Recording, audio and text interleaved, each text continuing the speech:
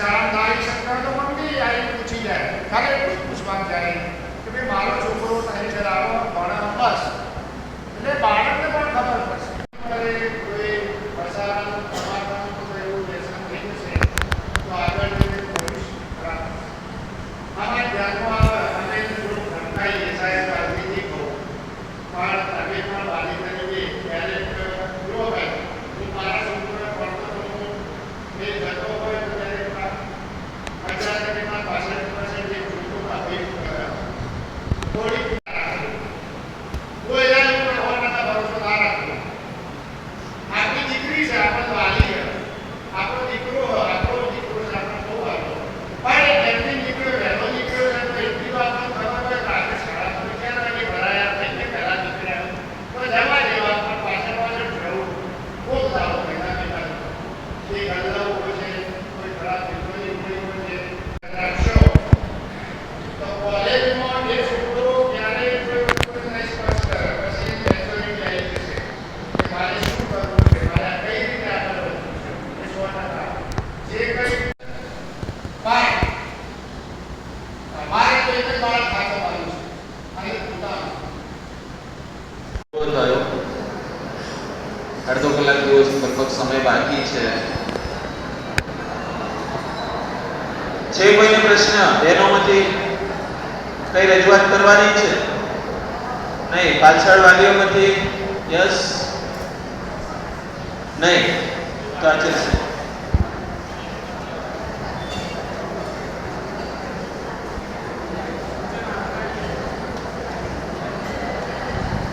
એક વાત યાદ આવી. હું આ રીતે વાલી સંમેલન ભરી બેઠો તો પ્રાથમિક દીકરીઓને તો રજા આપતો નહીં, મારી ઓફિસમાં ખાલી રજા આવી કાઢી આપતો જ નહીં. ભલે વાલી આવો પોતે સાહેબ શું કરાવે એટલે અમે કોઈ રજા આપતા નથી. એટલે એક આ વસ્તુ શિક્ષક મિત્રો ખૂબ મહેનત કરેલું સ્ટાફ હું જ્યારે જોતો હોય તેનામાં જે સિલેક્ટ કર્યું અને બહુ જ સપોર્ટેડલી કામ કરેલું.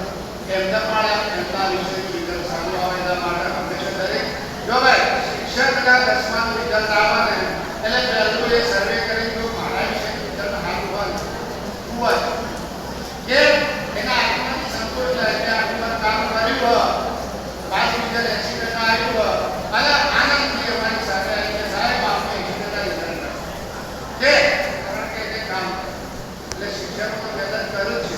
ખાલી તમે અમારે સપોર્ટ આવો કે સાહેબ ભણાવો અમે તૈયાર છીએ બરાબર. આવવા જવાના જે પ્રશ્નો હોય એ તમારા સોલ્વ કરી દેવાના, કારણ કે એ અમદાવાદનો પ્રશ્ન તમારો જે કંઈ સરકારી લાભ મળે છે એને આવવાના છીએ. હજી કોઈના કોઈ પ્રશ્ન હોય તો મને કહેજો, પણ હું તો એવું માનું કે રેસના મોડાને પોતાનો ટૂંકમાં જેને જીવનમાં પ્રગતિ કરવી છે એને તો રાતનું માલ ઉજાગરા કરવા જ બરાબર. એટલે એમાં કોઈ ટેન્શન લેવાની જરૂર નથી. હા, અમારા શિક્ષક કોઈ દિવસ તમારા બાળકને હાથ નહીં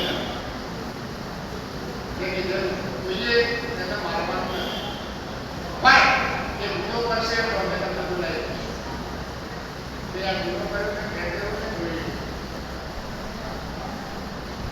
સજા છે કહીએ તમને જે દેવા છે શોર્ટ ક્વેશ્ચન પૂછાય, ટૂંકા પ્રશ્નો પૂછાય.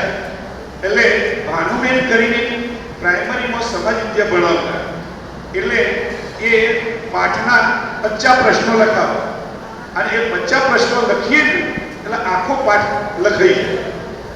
વાલીઓએ ટકોર કરી લેશન ખૂબ આપો છો એટલે એમને પેટર્ન બદલી નાખી. સમાજ વિદ્યાના પાઠમાંથી 50 પ્રશ્નો પેદા કરવાના અને 50 પ્રશ્નો છોકરાઓ લખાવવાના એટલે આખા પાઠનું લેશન આવી જાય. એટલે આ લેશન લખવા પાછળ આ વિદ્યાર્થીઓ એની ગેરઉપયોગ કરે છે એ મને ખબર છે. મમ્મી પપ્પાએ લખી આપે છે એ મને ખબર છે, પણ લખાવા પાછળનો હેતુ આ હોય છે કે કશું ના કરતું હોય તો બીકનો મારે લખવા તો બેસે, એટલા માટે આ લેશન લખાવવું જરૂરી છે. કે સાહેબ તમે આ પાન ખાઈને આવ્યા છો, વિદ્યાર્થીઓને શું શીખવાડતા છો? મેં કહું વાત સાચી છે. એના પછી મને આજે યાદ નથી મેં મીઠું પાન ક્યારે ખાધું હશે, ના નહીં, પણ પેલા તમાકુવાળા મસાલા તો નીકળી જ ગયો. તો એક પણ બાળક મારું મસાલો ખાતું નહીં. એટલે વાલીઓને કહું છું, આપણે ખાતા હોઈએ ને તો વિદ્યાર્થીઓ આપણા દીકરા નહીં મોકલવાનું કે લેવા જજે. પછી ગૃહ કાર્યની વાત આવી તો ગૃહ કાર્ય અમારા વખતે આ પ્રશ્ન આપતો. પણ મિત્રો, અત્યારે લેસન એટલા માટે આપવામાં આવે છે કે પાઠ 4-4, 5-5 પત્તોના પાઠ હોય. સ્ટુડન્ટ પણ મારા વાલી એવી 5 બહેનોમાંથી એક બહુ બટક બોલી બેન મેં ભણાવી તો મને ખબર ઊભી રહી. મને કે સાહેબ એક પ્રશ્ન પૂછું. મેં કહું તમારો પ્રશ્ન હું સમજી ગયો, બોલો. એક કે બોલો સાહેબ શું સમજી ગયા? કે આ છોકરાઓ અને છોકરીઓ આ ધીમે ધીમે આડા રસ્તે કેમ ચડે છે? પછી મેં પેલી બહેનોને કીધું હાલ જવાબ નહીં આપું, મીટિંગ પૂરી થાય એટલે તમને જવાબ આપો. મેં એમને જવાબ આપી દીધો. આજે હું એ વાત દોહરાવવા માંગુ છું કે જ્યારે આપણી દીકરી કે આપણો દીકરો આપણી જોડે બેઠો હોય ત્યારે 5 બહેનો બેઠી હોય કે 2 પપ્પા કે 2 વાલીઓ બેઠા હોય ત્યારે આખા ગામની પંચાયત આપણા દીકરા દીકરીનો બહોળતો કરવી નહીં. આપણા દીકરા દીકરીનો બહોળતો આપણે પંચાયત કરીએ એટલે આપણા દીકરા દીકરીના મગજમાં એ પંચાયત યાદ આવે. અને ધીમે ધીમે પછી કોલેજમાં હું ગયો ત્યારે મીઠું પાન ખાઈ ગયો એટલે પ્રિન્સિપાલે મને ટકોર કરી. આ વાલીઓને કહું છું, ઘણા બાળકો બોલાય બાળકો સારા છે, લગભગ બાળકો પણ જે પણ બાળકો એવા હોય તો એમને અમે વાલી બોલાય અને જે વિધિ કરવાની હોય કરીએ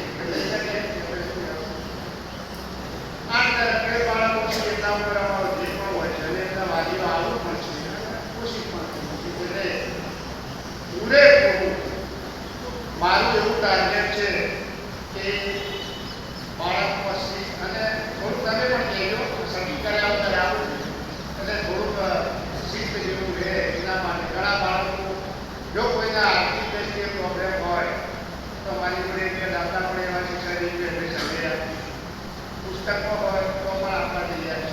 એટલે એ પણ રીતે અમે મદદરૂપ શીખીએ છીએ. બાળકનું હિત એ જ અમારું હિત. આ શરીરનું છેલ્લે બાવળિયાના લાકડાથી બાળી ફૂટવાનું છે એટલું હું સમજું.